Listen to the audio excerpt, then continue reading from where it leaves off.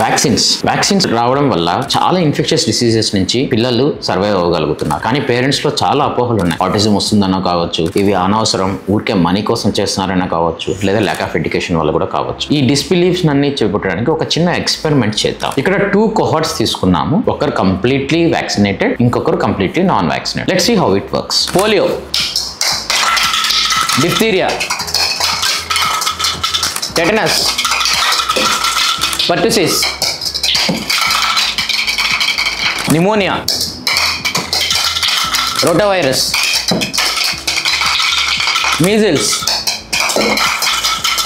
chicken pox.